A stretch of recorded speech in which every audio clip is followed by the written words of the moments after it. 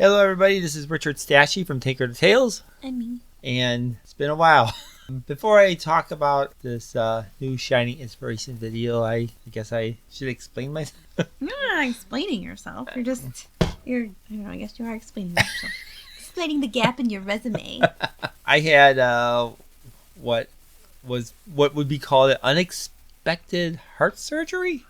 Sure. If you want to call it like that. I was feeling very sick one day and went to the urgent care because we were planning on going on a vacation the very weekend. We wanted to make sure I didn't have any illnesses that would make it hard to travel. And then the next thing I know is that the doctor says, like, dude, you had a heart attack.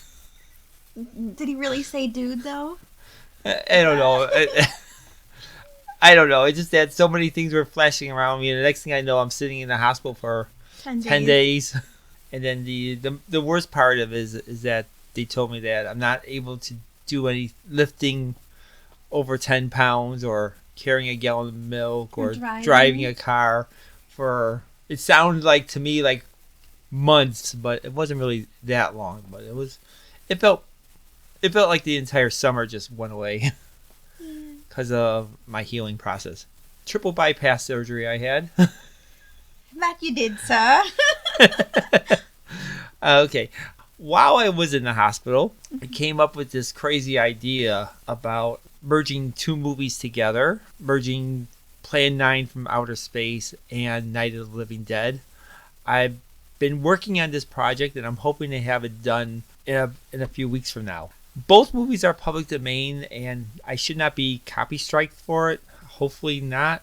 Do have a Rumble account, and I'll have it posted on there if it becomes a big problem. So far, the movie is pretty fun.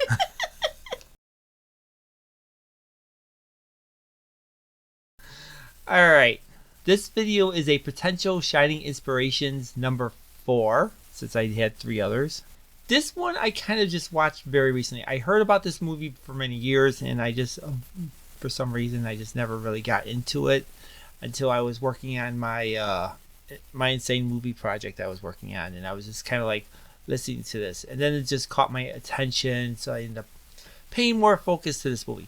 The movie is called Spider Baby from 1967, and from my understanding, the movie was actually made in 1964, and it took a couple years for them to release it. The movie did not do very well from what I understood through the box office. It's been renamed many times over, and it ended up gaining a cult following more like in the 80s and the 90s because of it was a public domain, and it became like a staple for VHSs and DVDs.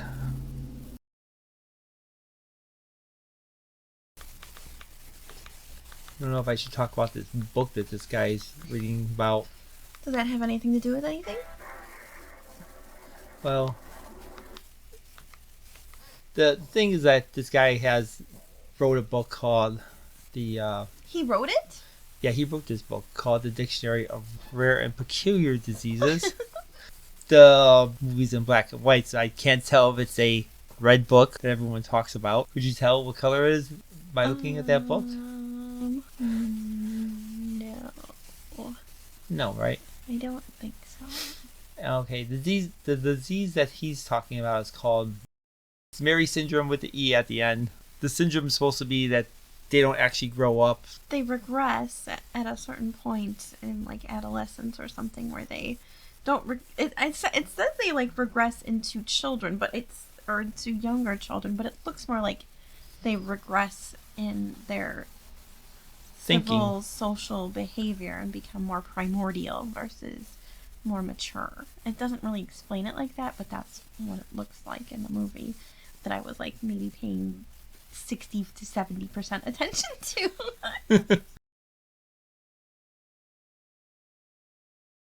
I see some similarities in here in The Shining as inspirations. In the movie Spider Baby, it does have these two sisters.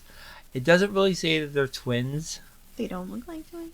They don't really look like twins either.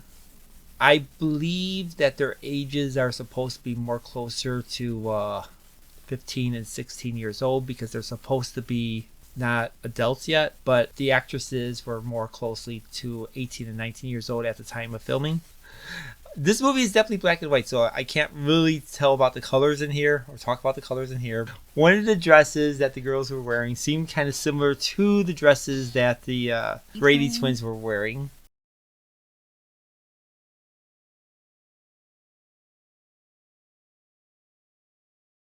Now, when I was watching this movie for the first time, like I said, I was partially paying attention to it because I was working on my video.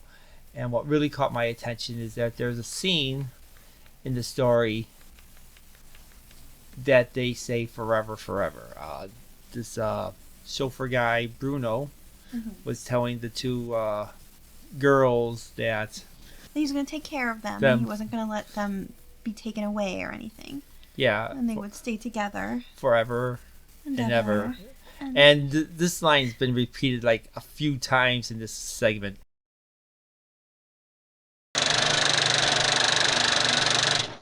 A long, long time ago, I promised your daddy that I'd take care of you and Ralph forever and ever. We want to stay here forever and ever, Bruno. With you and Ralph and Uncle Ned. We will. I promise. Forever and ever. We will. You know, I know where there's a nice new toy.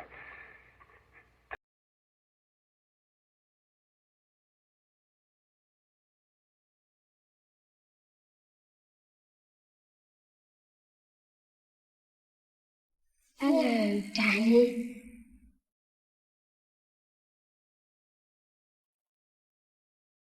Come and play with us.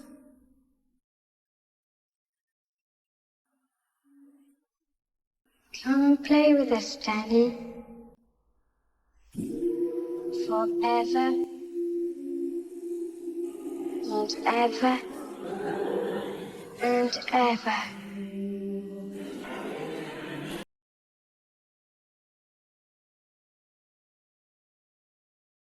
And then while watching it, I'm not really going to spoil too much of what happened with the family. Although it's like a cult movie, and I think a lot of people talked about this film already. But what really caught my attention was at the ending of the story when they talk about the guy's daughter, Jessica, who's supposed to be 10 years old at the time of the scene. I think she's a little bit older. I can't really tell. I have no information on the actress. If it was Shelley Duvall, it is not Shelley Duvall. I know. I was gonna say if it was Shelley Duvall doing this character, I think we would have had it written down somehow, and then I would just acknowledge like, okay, this was her acting in a movie. But I don't think it was. It wasn't. It doesn't look anything like her. It looks very similar to her. Not every girl with stringy dark hair is Wendy or Shelley Duvall. Well, she looks similar to me. Sure. I mean, what if she didn't have stringy dark hair? What if she was blonde? Well, then I wouldn't think of this as a... so it's all in the hair. Yes, like that one video. Like that one video. So, if you guys saw the movie, or if you just watching this clip that I'm posting up here, please tell me what you guys think. I think she looks kind of like Shelley Duvall. No. I think she looks more like Wendy. Not really Shelley Duvall, but I think she looks more like Wendy. I mean, she could if they wanted to have someone that was a lookalike play Wendy. then, maybe, but it does not look like Wendy to me. Does not. No. I would try to put some images of Wendy side by side. You can, but if it's just the hair, I mean... It's more than the hair. It's the maybe a little cheekbones, bit the facial structure. the facial structure. A little. But Shelley way Duvall how- has giant eyeballs. This girl does not have giant eyes. She's got kind of beady eyes. And beyond that, like, I mean... And then that music that follows afterwards. The music, okay. Although the music is But a typical horror trope it music, I is, guess. and So the clothes she's wearing, although they are kind of like... something that Wendy would wear. Maybe, but I feel like that's also the time, too, the period. They wore stuff like that all the time. Well, yeah, and this is supposed to be the 10-year-old Wendy. So she wouldn't be wearing what she's wearing now. That's Oh, you mean her bombshell outfits or something? Wendy dresses like with high collars and buttons and vests and no, all that the stuff. clothes that she's wearing is assumably the clothes that the parents gave her. It's not like she just decided to go shopping at herself. Yeah, I know. So it's really hard. I think the clothing style is similar to what Wendy wears. Just very like, gosh, I wish I knew if there was a word for it, but it's just very, I don't know, 60s kid clothing. I don't know. I'll try to get some 60s kids clothing and try to compare that. I know that the intent of the ending of the movie was to show that this girl is creepy. Yeah. Creepy. Creepy crawler. Mm-hmm.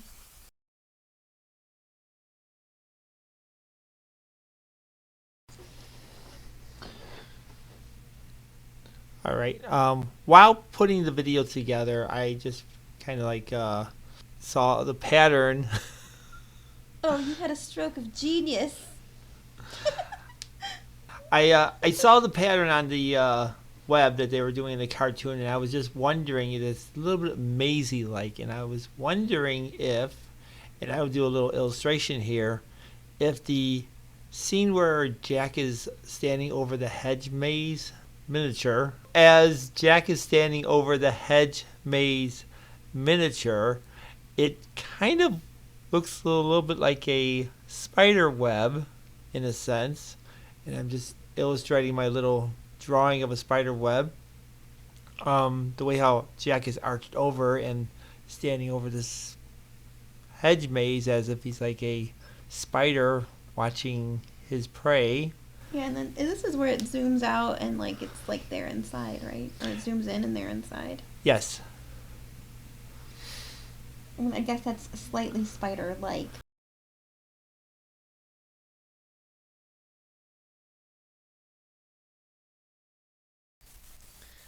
And I just feel like I feel like if you watch Spider Baby and as a double feature with The Shining, it would fit pretty well because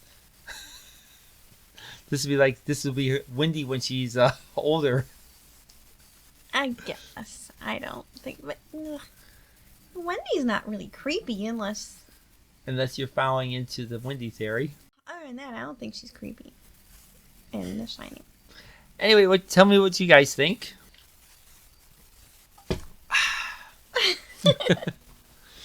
Anyway, this is Richard Stashie from Taker to Tales. Hopefully the next video is not going to take too much longer to get done. I really have I'm really excited with this video that I've been working on, and I'm hoping that you guys will enjoy the little bit of the humor in the story itself.